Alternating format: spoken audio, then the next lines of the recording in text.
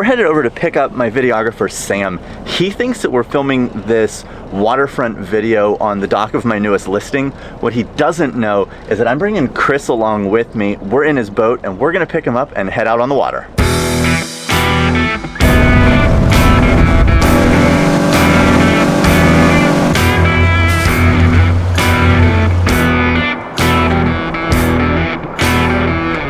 Surprise! We're on a boat. We're not filming on the dock today. What's up, everybody? Welcome back. As always, I'm Bill Olson, your favorite YouTubing Charleston realtor. And as I said, I am here with my friend Chris Gonzalez, one of my preferred mortgage lenders, and we're on your boat today. That's right. Because we are talking about waterfront neighborhoods. So what better place to do it than on the water?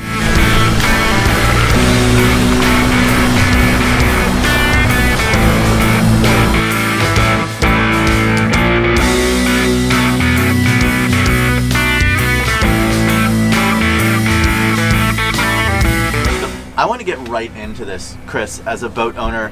Now, there's a lot of different types of waterfront here in Charleston. We've got deep water, shallow water, tidal creeks, marshfront, riverfront, pond lots, and we have a couple lakes. That's right. So let's talk about the difference of some of the major ones.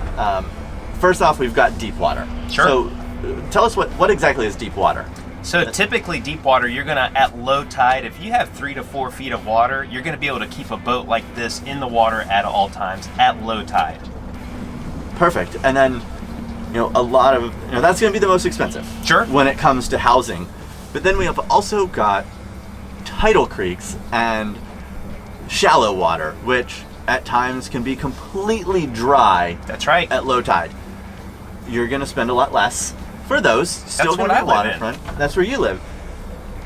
And if you have a dock, I think, what's the downfall of that? Well, certainly you have extra upkeep and some extra insurance costs, but for example, we live on a tidal creek in Hidden Cove, so at low tide my dock sits on mud, but at high tide we have 6 feet of water underneath where our kids can jump in. They put the lily pad out, we can put kayaks in.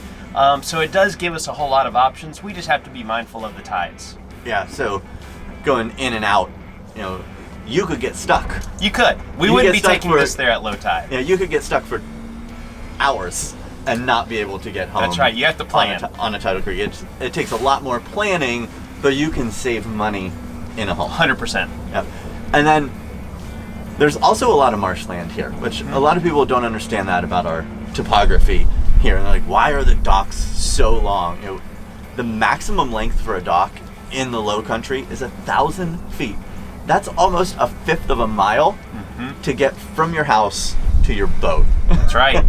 and that's just because we sit so low, and there's a lot of just pluff mud, we call it. It looks like swampland. Exactly. So something can't build on top of it. No, and then to get to accessible water, you can go all the way out 1,000 feet. That's right. And that's a long way to carry coolers and bring your fish back. It's a long way. But people do it. That's right. And and those docks are not cheap. No. To get out there. No. I mean, it's like buying another house sometimes. You're exactly. I mean, they can easily cost $200,000 for a 400-foot dock. Yeah. I mean, it can get very expensive. Wow. So let's talk about the waterfront living. Sure. So let's start with you. You've got a boat. Yeah. And you live on a tidal creek in Hidden Cove. Now, I'm assuming that's one of your favorite waterfront neighborhoods. I am biased. You're a little biased on that. What are your other favorite waterfront neighborhoods? That and what else? Like, let's talk about those. Like, if someone were to move here and ask you, hey, I need a good waterfront neighborhood, where is that for you? Well, we passed a couple on the way here. Old Park is certainly one. They don't have a boat landing, but they do have a few properties out there with deep water docks. If you have your boat lift, I mean, it's nice living. A dream neighborhood over here on Daniel Island, some of these that back up to Ralston Creek, they do have boat landings. So just in case you do live on the interior side where you're not on the water, you're able to tow your boat and launch it even at low tide. So it's really nice to be able to be in those kinds of neighborhoods. Yeah, and where we dropped in Hidden Cove, where you are, there's a neighborhood boat landing and you can keep your boat in your driveway. Exactly. And there's no restrictions on that. And you just drive down the street, put it in, and then take it home. So you don't have that added cost of storing your boat Nope. somewhere else. That's exactly and then right. having to go get it anytime you want to. I called you and said, hey, I'm here. You're like, okay, I'm leaving my house. And you were there in 4 minutes. Exactly and right. the boat was in the water. Yes. I mean, boat slips right now, or even, the dry stacks. I mean, you could easily be spending $450, $500 just to have your boat stored somewhere. And you call them up and they launch it for you. But certainly, I can load my boat up in my house, load it up with the coolers, with the kids, and we're dropping into the water in 5 minutes because of the boat landing on Hopcaw Creek. Yeah, and you don't have to spend a lot of time smelling like fish No. in your car No, to not get at all. home. Exactly. Yeah.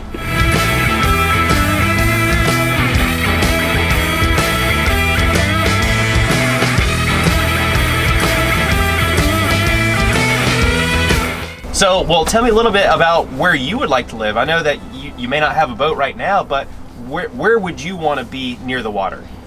So for me, I'm actually on the other side of town. So you're over here at Mount Pleasant, Daniel Island. For me, I love the James Island side.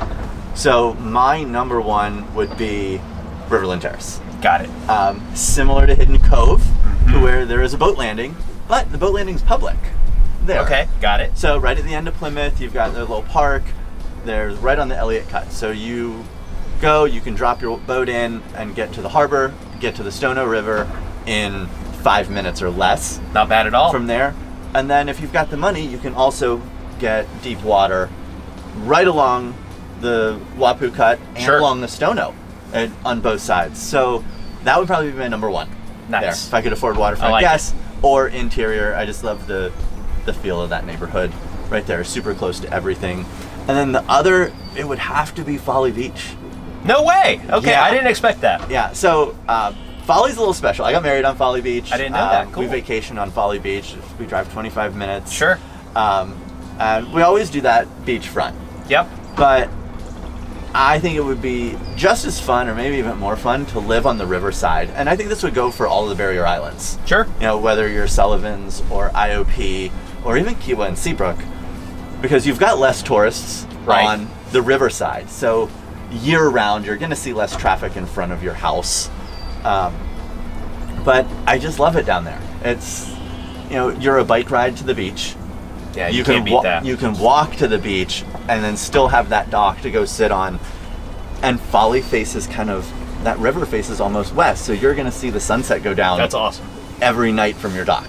So it would have to be Folly. I've always Okay, wanted to I live like down it. there once the kids are gone. Like when they get That's where you'd they be. get scholarships and I don't have to pay for college. You and me both. we'll get houses next to each other on the beach. I There love on the it. riverside. So those would be mine. Riverland Terrace and then Folly Beach. Awesome, man. Yeah. So I think there's a lot of options for people in Charleston because we're called the Low Country. We have water everywhere. Whether someone can afford to live on the water or just have the view of the water. That's exactly right. Most people that I talk to just want that view. Even in our neighborhood, I mean, the families that don't have boats, you still can walk down to the boat landing. You can fish off there. You can launch a kayak. You don't necessarily have to have a boat, but it's nice to be able to be just near the access, and that's what it's all about. Yeah, and like you said, with a kayak or just the kids with a fishing pole. Exactly. Like, I have a waterfront lot.